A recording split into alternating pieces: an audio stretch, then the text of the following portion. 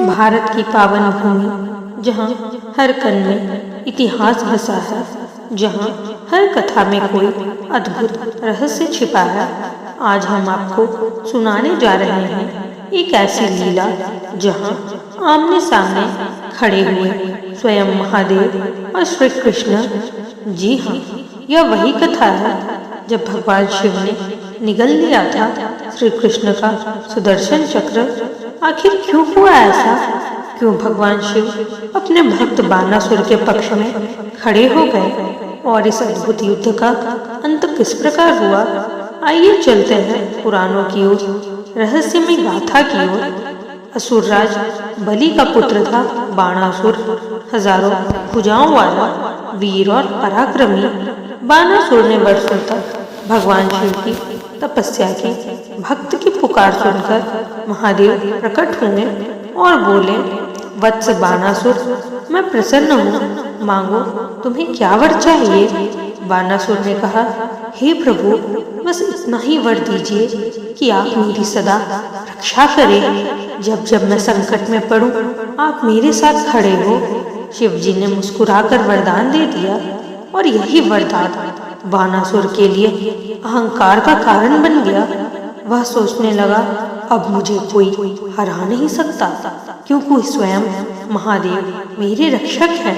धीरे धीरे उसका अभिमान बढ़ता चला गया। देवताओं तक को उसने आतंकित करना शुरू कर दिया। लेकिन कहानी यही खत्म नहीं होती है। बाणासुर की एक पुत्री थी जिसका नाम था उषा। रूप में बेजोड़, कोमल और स्वप्न जैसी सुंदर। एक रात उषा ने स्वप्न देखा। स्वप्न में एक दिव्य युवक आया, तेजस्वी, आकर्षक और वीर, और उषा का हृदय उसी युवक पर आकर अटक गया।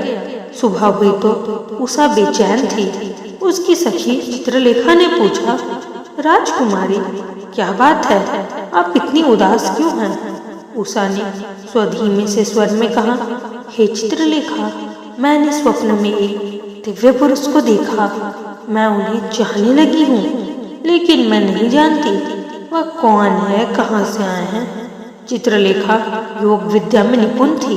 उसने ध्यान लगाया और अलग अलग वीरों के चित्र उषा के सामने प्रस्तुत किए। इंद्रपुत्र, सूर्यवंशी, चंद्रवंशी, अनेक वीरों के चित्र दिखाए, लेकिन उषा का मन किसी पर नहीं ठहरा। फिर चित्रलेखा ने एक चित्र दिखाया। यह था अनिरुद्ध का, जो श्री कृष्ण का पौत्र था और प्रद्युम्न का पुत्र था। जैसे ही उषा ने चित्र देखा, वह लजा गई। उसका चेहरा खिलखिला उठा। अब चित्रलेखा समझ गई, योग बल ने उससे अनिरुद्ध को द्वारका से उषा के महल तक पहुंचा दिया। वहां दोनों का मिलन हुआ और प्रेम कथा आरंभ हो गई। लेकिन प्रेम कथा ज्यादा समय तक छुपी न रह सकी। बाणासुर को जब पता चला तो उसका क्रोध भड़क उठा। उसने कहा, यह कैसे हो सकता है? कोई मेरी पुत्री तक पहुंचे और मैं चुप रहूं? चाहे वह श्री कृष्ण का ही पौत्र क्यों न हो, मैं उसे दंड दूंगा, मृत्यु दंड। और फिर अनिरुद्ध को उसने कैद कर लिया। अनिरुद्ध की कैद की खबर द्वारका तक पहुंची। श्री कृष्ण को यह समाचार मिला। श्री कृष्ण ने कहा, अनिरुद्ध मेरा पौत्र है, मैं स्वयं उसे मुक्त कराऊंगा। चाहे उसके रक्षक स्वयं महादेव ही क्यों न हो, मैं बानासुर का अंत करूंगा। तत्पश्चात युद्ध भूमि सज गई। एक ओर बाणासुर की विशाल सेना थी, स्वयं भगवान शिव और उनके गण। दूसरी ओर थे श्री कृष्ण, बलराम और यादव सेना। नगाड़े बजने लगे, शंखनाद गूंज उठा। देवता, ऋषि, गंधर्व आकाश से यह दृश्य देखने के लिए उतर आए थे और सबकी आंखों के सामने युद्ध शुरू हो गया। सबकी आंखों में बस एक ही प्रश्न था, क्या सचमुच आज कृष्ण और शिव का आमना सामना होगा? हाँ, युद्ध आरंभ हुआ। सैकड़ों रथ भिड़े, लाखों सैनिकों का टकराव हुआ। बलराम ने अपनी हल और गदा से असुरों को धाराशाही कर दिया। स्वयं बानासुर अपने 1000 भुजाओं से प्रहार करने लगा। उसकी गति देखकर देवता भी कांप उठे। तभी युद्ध भूमि में प्रवेश हुआ स्वयं महादेव का। उनके साथ उनके गण भूत प्रेत और वीरभद्र खड़े थे। धरती कांप उठी, दिशाएं गूंज उठी। अब एक ओर थे शिव और दूसरी ओर थे श्री कृष्ण। एक के हाथ में था पशुपतास्त्र, दूसरे के हाथ में त्रिशूल। वहीं दूसरी ओर थे श्री कृष्ण, जिनके हाथ में था सुदर्शन चक्र। युद्ध का दृश्य अति भयावह था, मानो सृष्टि का संतुलन डगमगा जाएगा। श्री कृष्ण ने बाणासुर को परास्त करने के लिए सुदर्शन चक्र चलाया। चक्र प्रचंड वेग से बढ़ा, आकाश तक कांपने लगे। देवता अति भयभीत हो उठे, क्योंकि वे जानते थे सुदर्शन चक्र तो अपराजेय है।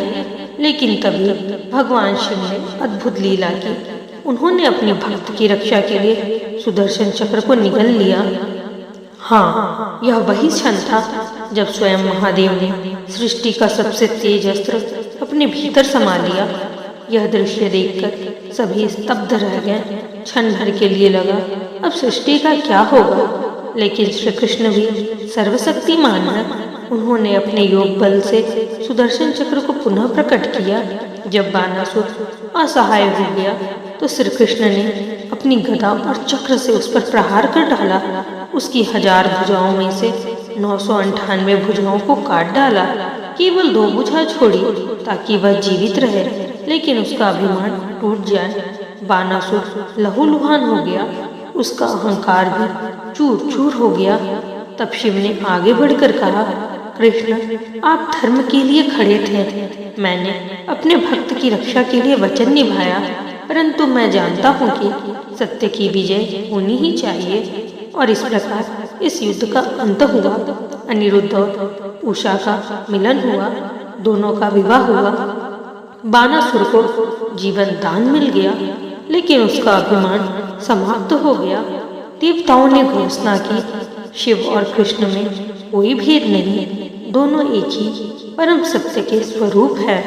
एक रक्षक है, एक पालन करता, दोनों का संग ही सृष्टि का संतुलन है। यह कथा हमें सिखाती है कि भक्ति में शक्ति है और शक्ति में दायित्व है। शिव अपने भक्त की रक्षा स्वयं करते हैं, लेकिन कभी भी वे अधर्म का साथ नहीं देते। सुदर्शन चक्र निगलने का रहस्य यही है कि शिव और विष्णु दो नहीं, एक ही हैं। वह परम ब्रह्म के ही 2 स्वरूप है।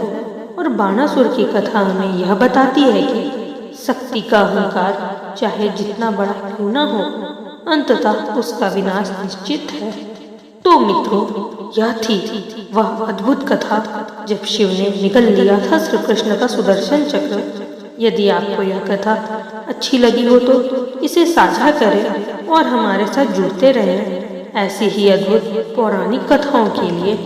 जय श्री कृष्ण, हर हर महादेव। अगर आपको ये कथा पसंद आई हो तो हमारे चैनल को सब्सक्राइब करें और वीडियो को लाइक करें और कमेंट में हर हर महादेव और जय श्री कृष्ण ज़रूर लिखें। हर कथा में जुड़े भक्ति की डोर से ओम नमः शिवाय।